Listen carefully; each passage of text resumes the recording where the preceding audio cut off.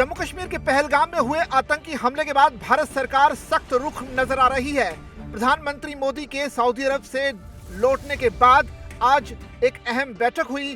CCS की एक अहम बैठक में प्रधानमंत्री मोदी के अलावा गृह मंत्री अमित शाह और रक्षा मंत्री राजनाथ सिंह, सीडीएस समेत कई बड़े लोग शामिल हुए।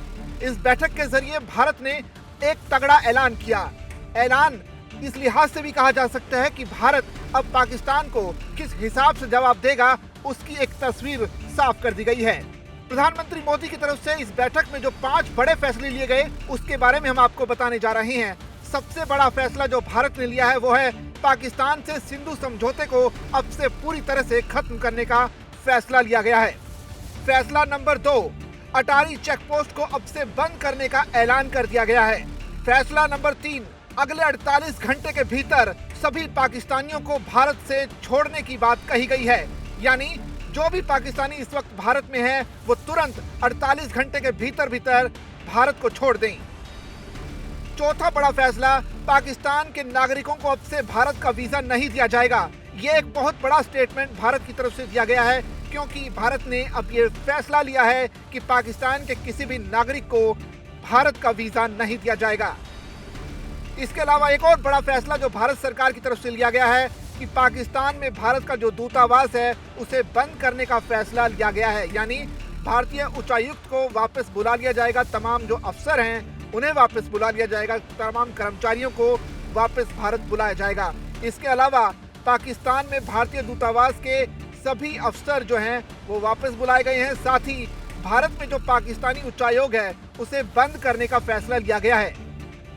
साथ ही इस बैठक के जरिए ये भी बताने की कोशिश की गई कि इस आतंकी हमले के बाद पूरी दुनिया भारत के साथ खड़ी है।